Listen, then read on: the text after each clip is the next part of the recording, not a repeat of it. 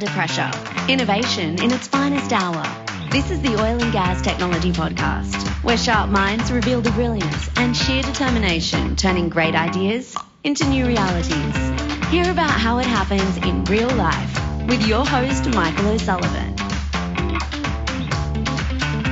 The views of the host are expressly his own and should not be construed as the views of any other corporation, consortium, governing body, or interplanetary federation.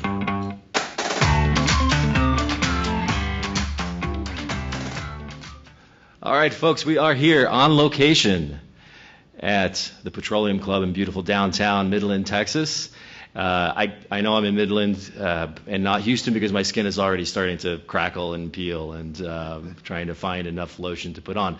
But we are here at the Petroleum Club, and we do have, so those of you faithful listeners following along at home know that occasionally we do these live episodes, and so we are here, and we got what is sort of what we used to call a live studio audience. They are also eating lunch.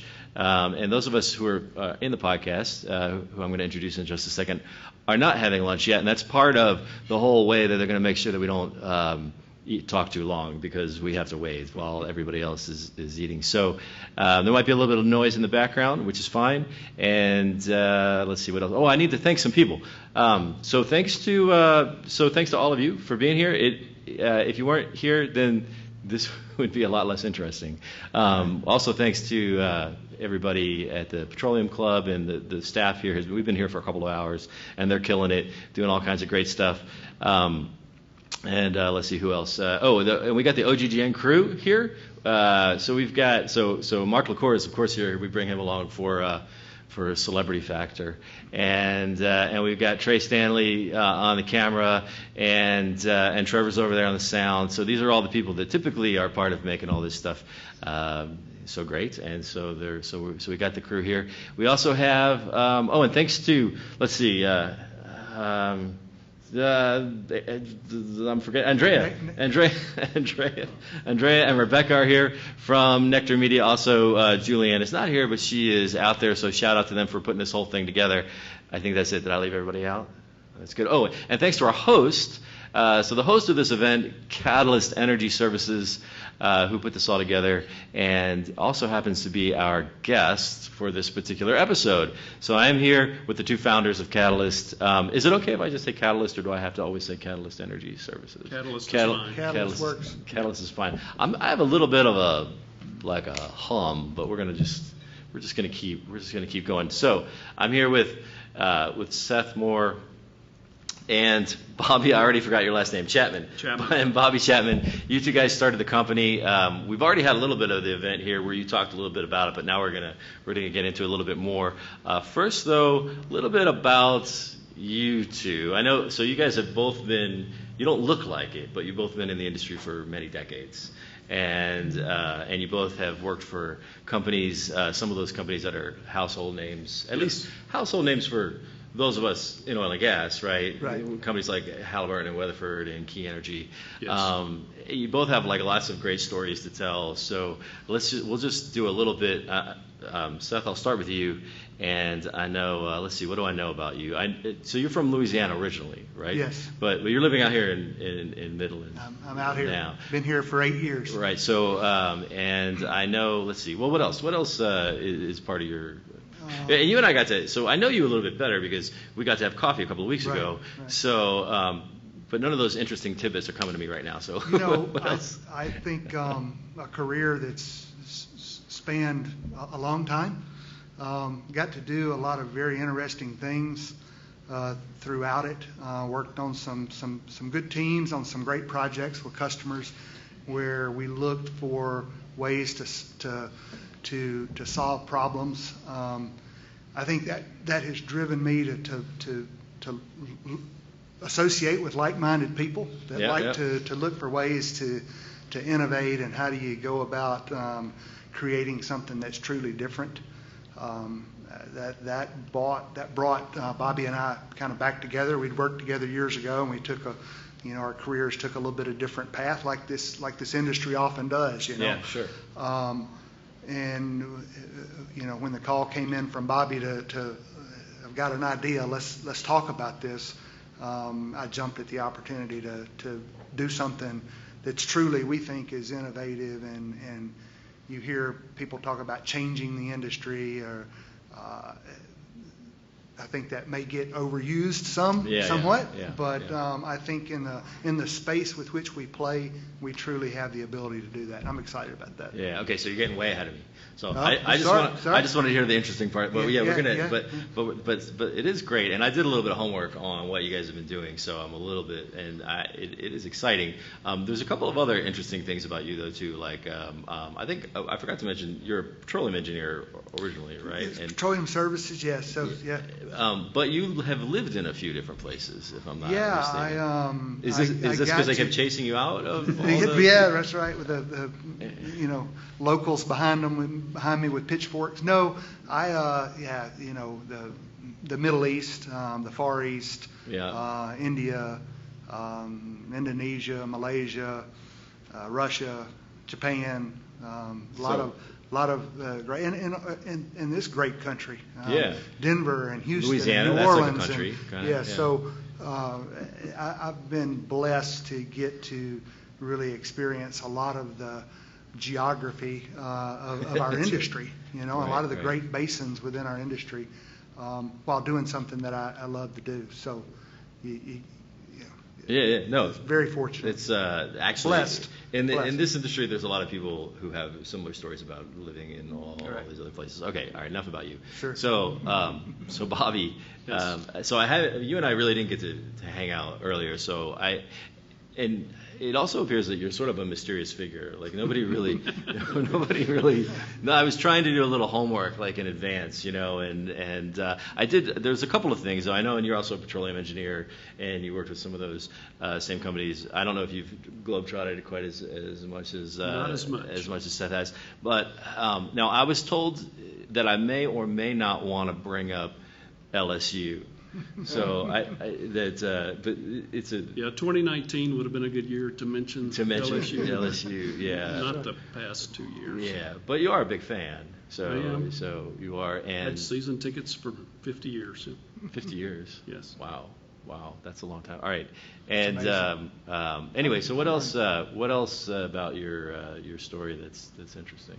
Yeah, so like Seth, I was born early years in Louisiana. So we were actually born and raised not too far apart in kind of north central Louisiana, hence why I went to LSU.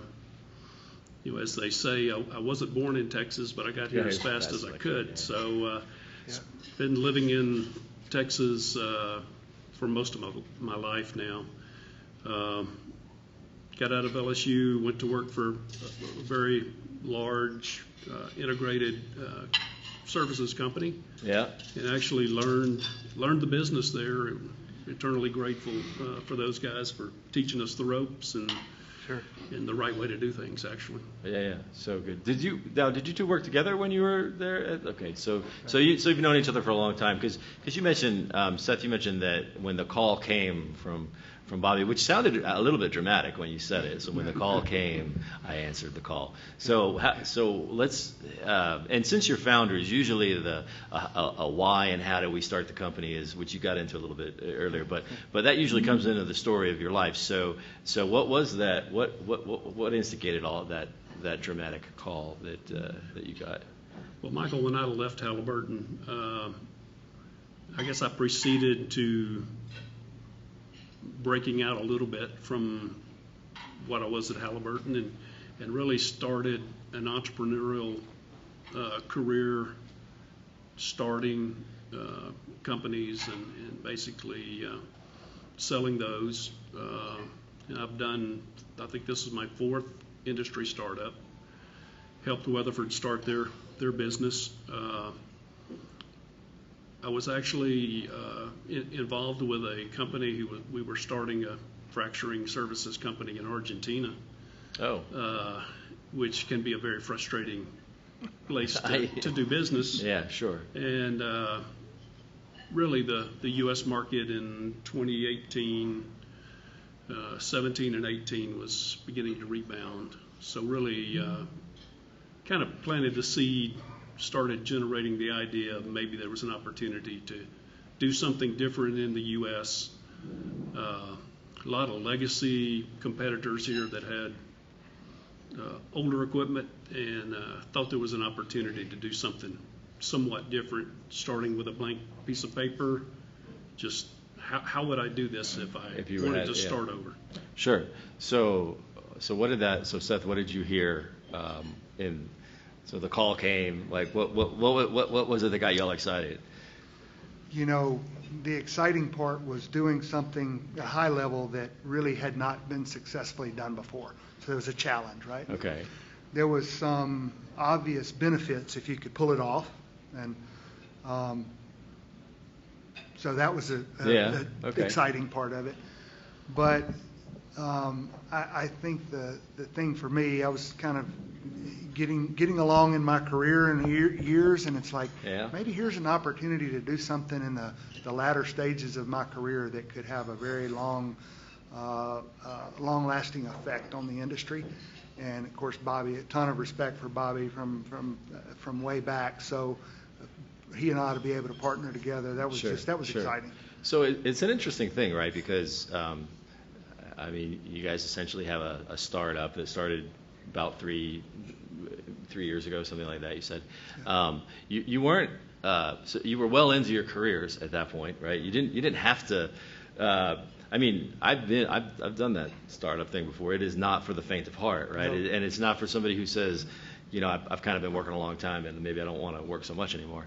And so you weren't some like young people in the industry who said, we got this great idea, it's going to change everything, and we're going to get rich, right? So there's a mission here that really has something that's not the usual kind of what's in the crosshairs for people that have a startup. So and that's the part of the story that I think is interesting, because it's something that hasn't been done before, but it's doing something for the industry that I think is great. So maybe we could just a little bit of like history of historically in fracking. There's lots of people that have lots of complaints about fracking, right? But there's something that you guys kind of took aim at. What was it like before? Like, what have people done up until now that was the situation that you said we can make that better? Yeah, jump in. The traditional evolution of the fracturing industry is putting a lot of equipment on location. The process of fracturing involves a lot of horsepower, a lot of energy. It's just a very energy-intensive process to make the process work. The natural evolution was with diesel-powered equipment. We used to joke you could see a frac fleet from 10 miles away from just the black smoke that was rising off of location, and it was obviously a lot of pollution and emissions that was going into the air. Right. And that was the evolution. People are still building and operating a lot of older, high emissions diesel powered equipment. There's a lot of equipment that's fairly low horsepower per unit. So kind of throwing equipment at the problem has been the past solution. Okay. Yeah. That. I feel like this is Midland, so you can see anything from 10 miles away. But I think, yeah, and so there are things that did anybody along the way? Did anybody say, I wish we could do something? If only we could do this. If only we could do that. Was there that sort of talk? Sort of leading up to this point. Sure, I think so. The idea of how do you change the formula that's being used, and as Bobby said, as frac work, the actual process grew. The industry kept throwing more equipment at the problem, and bigger equipment at the problem, and that took care maybe of what was needed downhole in the actual reservoir, but in terms of the topside equipment, what creates that stream of black smoke that, I don't know, maybe here it's 20 miles maybe. Yeah. But that really hadn't changed a whole lot. Yeah. There was some evolving technologies, but realistically it hadn't we were taking an internal combustion engine and creating Yeah, horsepower with it. So there really wasn't a whole lot of change. So one thing that did change is all of a sudden some new things became very important, right, in the industry, right? All of a sudden there was a lot more emphasis on all the things that kind of fly under the heading of ESG, and so I know I'm leading the witness a little bit because you told me a little bit of the story when we were having coffee a couple weeks ago. But all of a sudden, the companies, it's hard. Like, do I satisfy this set of objectives or do I satisfy that set of objectives? Yes. So explain that a little bit.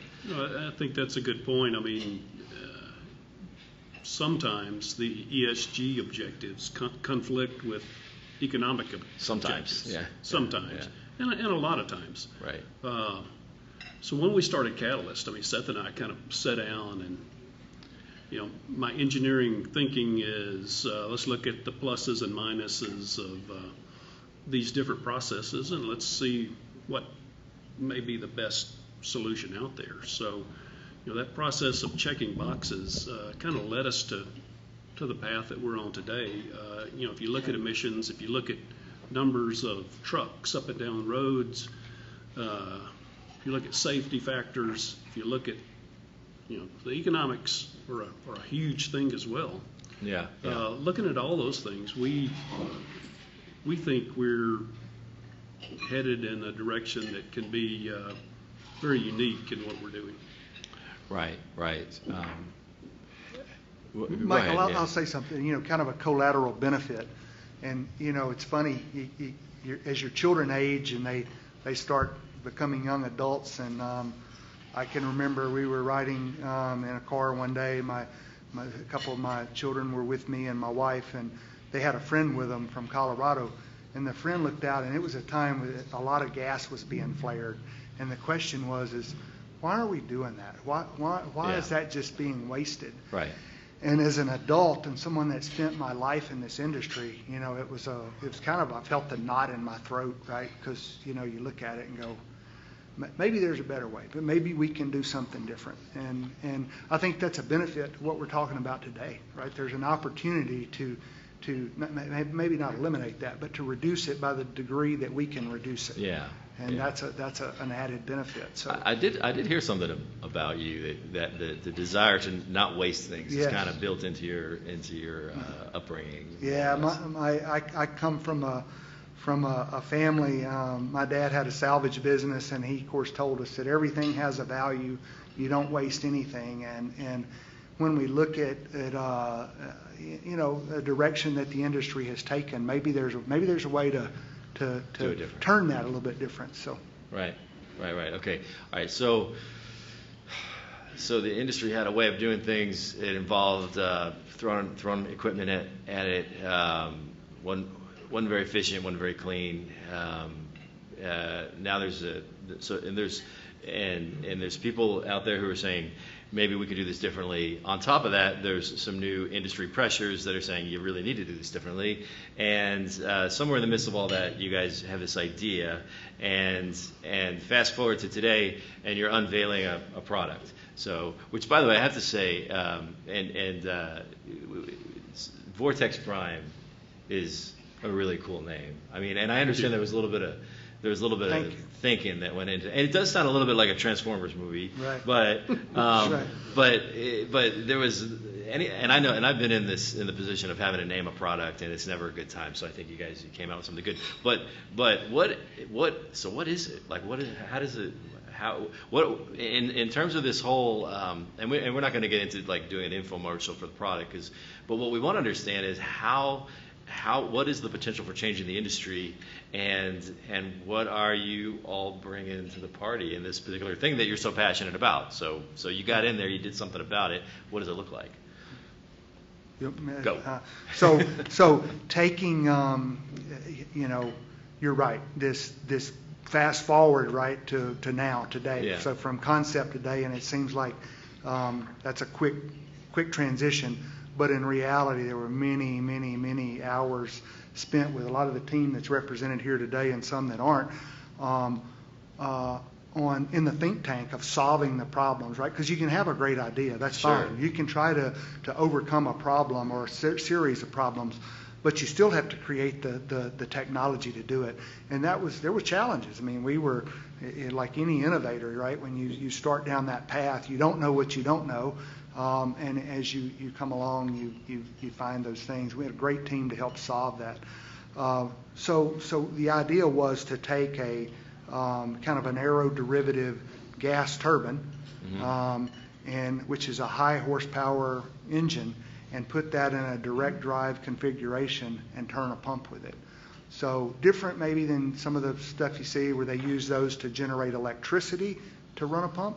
This is a direct drive, so you don't have some of that mechanical loss that you do in some of the other technologies. It had been tried before unsuccessfully, so So why? Because it seems so. I mean, to me, it sounds like what you just said was we got this thing running over here, and it's creating electricity, and then the toast pops up, and the golf ball runs down the thing, and right. and then and he said, well, we just take all that out, and we just drive this with that. Right. Why was that so? I think that some of the challenges had been in how do you control all of that? How do you make that work in a way with precision? Our customers require us to be precise in our pressure and in our Sure. rate, and bad things happen. That's right, and none of us want that to happen. So how do you create a control that will allow you to do that? And we took a kind of a page out of the playbook from our upbringing, which was kind of the big red company. You create within, you build within, and we've gone down that path where our guys in our think tank, we did that problem solving ourselves. We did the manufacturing ourselves here in West Texas. That was exciting, and I think that at the end we ended up with a better product.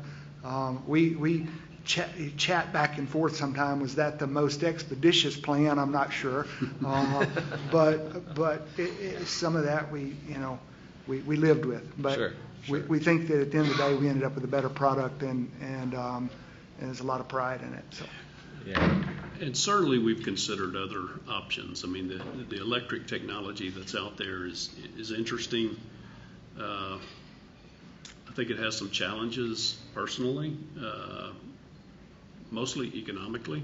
Right. I mean, we sat down and looked at that technology. I think from a technology standpoint, it's very doable and it's interesting, but it was tough for us to make the numbers work, and I'm not sure I could sell my investors on the capital it takes to build an electric fleet. Yeah. For what that electric fleet, what the profit it produces is probably not that attractive today. Yeah, makes sense. And so that's how you get to. You mentioned earlier. I can't remember whether you mentioned here or we heard it earlier, but the reduced footprint, right? So much less. And it's important for people to understand sometimes that when we talk about less equipment, fewer pieces of equipment in these environments, these aren't like washing machines, right? Like these are big things. That's Right. right. Yeah. And so you take all of that out, and you have anyway. So go ahead. So what else does it? I mean, Michael, to really boil it down, we looked at how do you reduce feet on location, how do you reduce tires on location. For those of you in the industry, understand pumps, and there's plungers in pumps. How do we reduce plungers on location, right? Because those are big ticket items for us, right? Right. The number of pieces of equipment, the personnel that it takes. And then just the intensity of the pumps. So how do we shrink all that down yet still be able to do the amount of work? That was kind of the challenge. That was a design criteria that we set about to do to achieve. And we started looking at benefits, talking to customers. They want something smaller so they don't have to disrupt so much of the space in their properties to prepare for these mega frack fleets that come in. So that was one of the benefits. The feet part, I mean, from a safety aspect of being able to have less people that are there in harm's way and less pieces of equipment to rig in and the speed with which we can move from one spot to the next spot. Those were all drivers. Right. Yeah, you mentioned that when we were talking before about being able to, and so that gets back to the satisfying the ESG objectives, which are obvious in everything that you just said, but also the economic objectives, which would otherwise have to be sacrificed potentially, right? But, sure. But you're able to. So you had this idea, and you had a team who's here. So how did they look at you when you said that this is what we want to do, right? Because it's pretty different, right? I think we got various responses. There were some obviously gung-ho to jump in and make this work. Yeah. And I'm sure there were some that were a little bit skeptical that this was the right path. I think we were convinced it was, and we were convinced we could make this work. Good. So so this is a little thing I like to do. Like let's pretend that like we wave our magic wands, and suddenly everybody, all the operations that are out there today are running with Vortex Prime. Apart from making you very happy, like how does that? What happens to the industry if that were to be the case? And you've explained a lot of it to some degree, but do we win in some new way that we didn't? Go ahead. Well, first off, I think we reduced the numbers of trucks on our highways running up and down the road and causing traffic jams and all that, especially on some of the rural roads that we're on. Out on location, we go from 20 pumps in a fleet to 8, which significantly reduces truck traffic. Certainly the number of people, as Seth has mentioned, feet on location, from a cost standpoint, safety standpoint. Safety's big, right? All those are clear advantages. The emissions from the data that we're looking at compared to an older diesel fleet is 25%. 25% reduced, or 25% of the 25% of probably the original emissions, and we try to convert those to CO2 equivalent, which is kind of the way most people are looking at things, and it's a significant number in just emissions of carbon. Right. All those are clear advantages. We think we can build the capital to build one of these fleets is well below anything else out there, so that's a significant economic advantage as well. Yeah, fantastic. Burning natural gas on a well location is a significant cost reduction. It's a big number compared to burning diesel. Right. Michael, we can burn 6 to 7 tanker loads of diesel a day in normal operations. Yeah. If we can use field gas or kind of infield gas, we can reduce that to almost none. Yeah. So, kind of with a technology roadmap to get to zero, where we can power everything with natural gas. That's less, as Bobby said, less trucks moving through cities, through school zones, tearing up roads. Aside from the emissions, obviously replacing a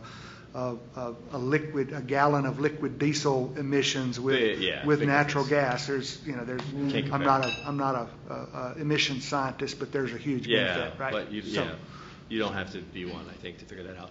Right. I'm glad you mentioned roadmap, because I think maybe what we'll do is we'll kind of wrap up, and we're gonna take some questions. Hopefully there are some, but roadmap. So the other interesting thing about this is, and I know you feel like we just got to here and we're unveiling, and now this guy's going to ask us about what's happening, what does the future hold? But I know you're thinking about it. Sure. So where do things go from here in terms of your plans and what's possible in the industry? Well, I have no doubt we could build Catalyst into a North American-wide footprint. I'm not sure Seth and I are that interested in doing international work at this point, but I think we could build a significant footprint of. I think the latest data is there's probably 240 frack fleets working in the U.S. Is that right, John? Right. I think that's close. So, I mean, I think our ambition, if 10% of that market share would be a significant size company that could possibly be IPO'd or Sure. in the future. So makes sense. I also noticed that you have somewhere in your, I forget if it was your website or somewhere I read, that you started the company with the idea that technology is the key to the future, which I think lots of people agree with. I'm not asking you to divulge any secret ideas that you have forthcoming, but what do you see? And a lot of times when we talk about, especially on the podcast and stuff, we talk about technology, but we get sort of preoccupied with like the computing technology. But I'm always quick to point out that there's lots of other technology is a broad range of things in oil and gas, and it has been for long before anybody started trying to do analytics or any of that sort of stuff. So what do you crystal ball, future as these things evolve? How else do you see technology changing the industry? In the near future? I think you'll continue to see technology evolve away from diesel. So there's a lot of work left to be done there. We're excited because of what we've done. We get a lot of interest in partnering with us, and we've had some great partnerships that we've been able to start and create, and like-minded companies and individuals that have technologies that can help us grow even our own technology. I think you'll continue to see innovation like that, co-innovation, collaboration that'll occur, that'll drive toward getting rid of some of the liquid, as much liquid fuel as we're burning today. And I think you'll see it done in a way that's more efficient, probably requiring less people and less pieces of equipment. We're not trying to put people out of work. I mean, the workforce today, the challenges that all of us face in hiring workers is substantial. So to the degree that we can reduce that, it benefits all of us, right? Not to mention the safety side of having less people in harm's way and all of that. So I think you will see innovation that will drive toward, solving those challenges. Yeah, that's good. And plus, if we don't evolve and improve, we stand the risk of putting a whole bunch of people out of work anyway, right? That's right. So you have to get better at what you're doing. Right. I think you started to say something, and I. Yeah, I think we tend to take an approach of, from our experience, what are the pinch points? What are the problem areas that we typically see day in and day out? We track all those parameters very, very closely.